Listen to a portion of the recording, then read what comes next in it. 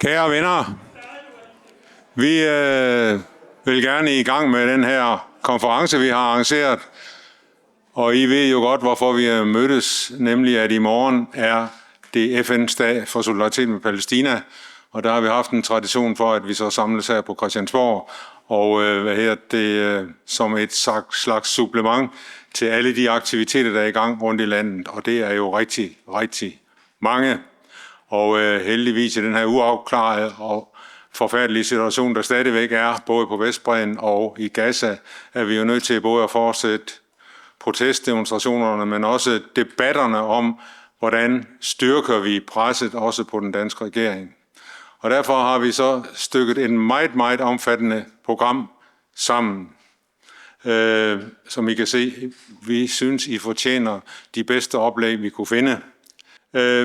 Inden vi går i gang, så vil jeg sige, at der er kun én regel. I får selvfølgelig ord til at stille spørgsmål og kommentarer. Men jeg vil gerne opfordre til, at i den her tid, hvor vi diskuterer meget højlydt, både indenfor og ude på gaden, at vi også finder en god tone her. Det plejer vi at gøre, når vi har konferencer og møder, sådan at uanset hvad vi mener om tingene, ja, så snakker vi ordentligt til hinanden. Det er bare en opfordring, fordi vi fik et år en påtale, fordi vi havde nogle unge KU'er og VU'er med i et panel, og der var der nogen, der havde meget svært ved at styre sit temperament. Og det var lidt ærgerligt, fordi de brugte det jo så selvfølgelig til at hænge palæstinavennerne ud med. Og der vil jeg bare sige, lad os få en god og ordentlig dialog med dem, vi har inviteret, og så diskutere de uenigheder, der måtte være i arbejdsformer og i mål med arbejdet osv. Men inden vi går rigtig i gang, så vil Trine Patumark, som jo er vores vært. Vi skal jo have en MF'er med som vært, når vi får lov til at komme ind i de hellige haller. Og det har Trine med det samme sagt ja til. Og så er vel Ole Olsen også byde velkommen. Ole Olsen, han kan ikke lide, at jeg siger det, men han er en slags formand for vores lille Palæstina-arbejdsgruppe i FN-forbundet. Han kalder sig specialrådgiver, men hvis nu vi bruger begge udtryk, Ole, så går det jo nok. Men han er i hvert fald en af de meget aktive, og jeg vil undre mig, hvis I ikke har stødt på hans meget, meget flittige skriverier omkring Palæstina. Men først, Trine Patumark fra Enhedslisten. Værsgo.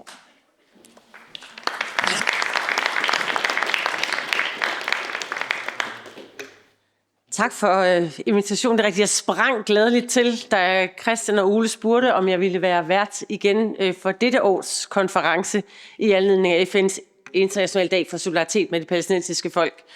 Og det er jo selvfølgelig, fordi det ligger mig og Enhedslisten meget, meget tæt på hjerte, på sinde. Og de her dage, de her årsmarkeringer er ret vigtige, fordi det giver os muligheden for i lidt længere tid at sidde sammen og tale om det store vigtige spørgsmål om palæstinensisk ret til selvbestemmelse, og hvordan vi fra dansk side kan bistå, hvad enten det er inden for borgens tykke mure, eller det er udenfor, eller allerhelst jo i et samspil. Og jeg ville egentlig have sagt det, Christian sagde med hensyn til den gode tone. Det er jo ikke fordi Folketinget lægger op til, at man behøver at tale særlig pænt til hinanden, når man er uenig. Så det er på en måde et meget mærkeligt sted at skulle være, når man skal slå et slag for den gode debat. Jeg kan fortælle jer her til formiddag, der kører debat om konventioner, menneskerettigheder, retten til asyl, retten til beskyttelse i Folketingssalen, og det går ikke yndigt for sig. Det har ikke noget med os at gøre, men ikke desto mindre. Men rigtig hjertelig velkommen, og tak fordi jeg får lov til at være vært igen. Det er jeg rigtig glad for. Overskriften på i års konference er Palæstina, 77 år uden anerkendelse og uden stat.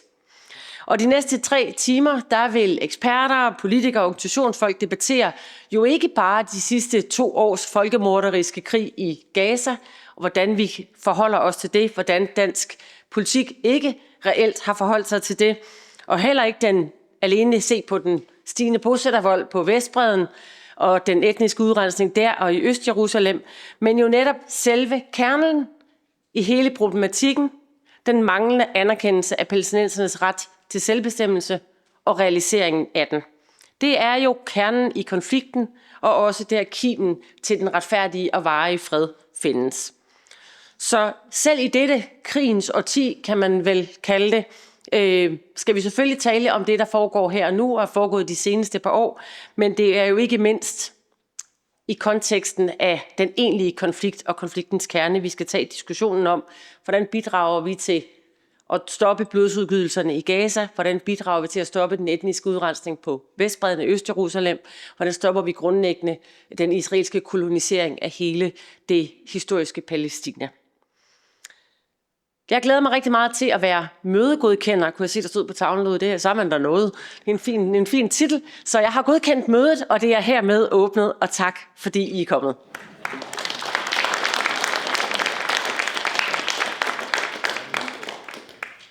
Jeg vil også gerne byde velkommen til årets konference i anledning af Palæstina-dagen. Det er jo en dag, der har eksisteret siden 1977, så den er desværre ikke blevet uaktuel endnu. Man kan næsten sige tværtimod. Fordi det palæstinensiske folk er jo ganske tydeligt truet på sin eksistens i Palæstina. Og halvdelen af de 12-13 millioner palæstinenser lever jo allerede i en landflygtighed, herunder ca. 30.000 i Danmark. Og de er garanteret også meget berørt af, hvad der sker på Gaza og i Vestbredden. Det tror jeg, vi hører lidt mere om sådan lidt senere der. Da Christian og jeg skulle diskutere, hvad skulle vi lave i år, det var sådan midt i starten af september eller et eller andet, der var der jo gang i sådan en anerkendelsesproces, hvor blandt andet Storbritannien og Frankrig, som jo begge to er vigtige medlemmer i FN's Sikkerhedsråd, de anerkendte eller budet og ville anerkende en palæstinensisk stat. Så lidt derfor så blev sådan en del af overskriften anerkendelse. Men jo ikke kun sådan en statslig anerkendelse, fordi anerkendelse handler også om, hvorvidt man vil anerkende den historie, der har været der, og man vil anerkende den historiske uretfærdighed mod det palæstinensiske folk. Anerkende de faktiske forhold i jernindustrien, som man vist kan sige det med et lidt gammelt udtryk. For det er jo også en historie, hvor enhver palæstinenser har, eller en historie, som palæstinenser har med i sin bagage, uanset hvor man befinder sig. Og kan man få lov til at udtrykke det, man mener i den sammenhæng, fordi man føler noget andet, når man kommer fra et sted, som er i konflikt, når man ikke gør det. Jeg er sikker på, at jeg synes, jeg har ligget vågen mange gange de sidste 2 år, men jeg er sikker på, at der er mange palæstinenser i Danmark, der har ligget mere vågen, end jeg har.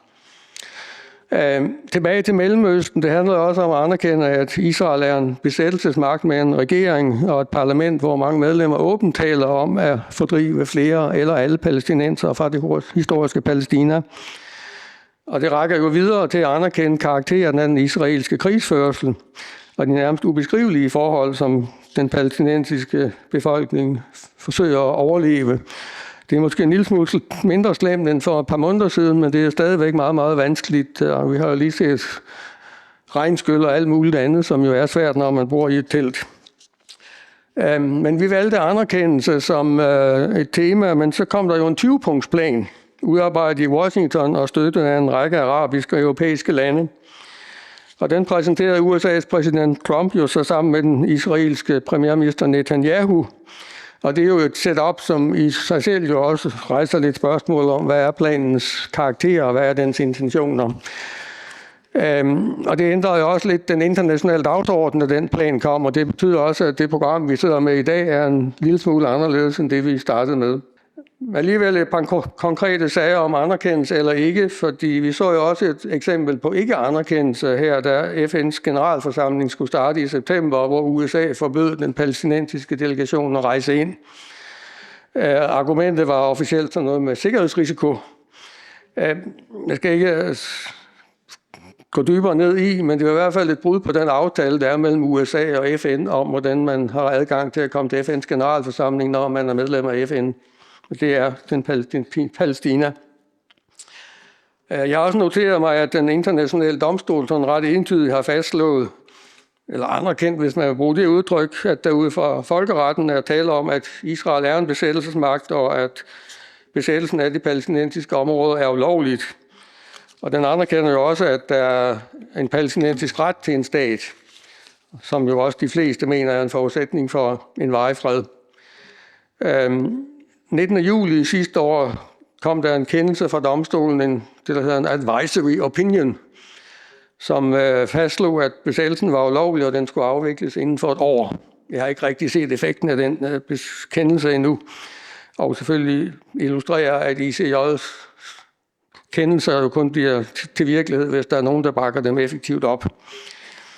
Med hensyn til FN's medlemslande, så tæller jeg i øjeblikket til 160, som har anerkendt en palæstinensisk stat. Så det er sådan rykket fra 140 til 160 i løbet af efteråret. Vi mangler Danmark, men vi må se. Men ellers er vi lidt tilbage til den 20-punktsplan, hvor formuleringerne om anerkendelse og stat er sådan noget vage, for at sige det. Og jo i mine øjne lidt ligner en fortsættelse af den blokadepolitik, vi har set de sidste næsten 20 år, og hvor den alvorlige situation på Vestbredden slet ikke er berørt. Om jeg har ret i min skepsis, det tænker jeg en del af dagens debat vil gøre mig lidt klogere på. Og til sidst, FN's generalsekretær Antonio Guterres, han har udsendt en erklæring i anledning af Solidaritetsdagen i morgen. Og han kalder 20-punktsplanen ikke for en fredsplan, men for en våbenhvileplan. Og han gentager også jo den overordnede FN-holdning om, at det palæstinensiske folk har ret til selvbestemmelse og ret til en stat. Og så slutter han, og det vil jeg tillade mig at tage på engelsk, for der er ting, der nogle gange er vanskelige at oversætte. On this International Day of Solidarity, let us draw inspiration from the Palestinian people themselves, whose resilience and hope are a testament to the human spirit. Let us stand in solidarity with the right to dignity, justice and self-determination and work together to build a peaceful future for all. Tak. Det synes jeg godt, han kan være bekendt.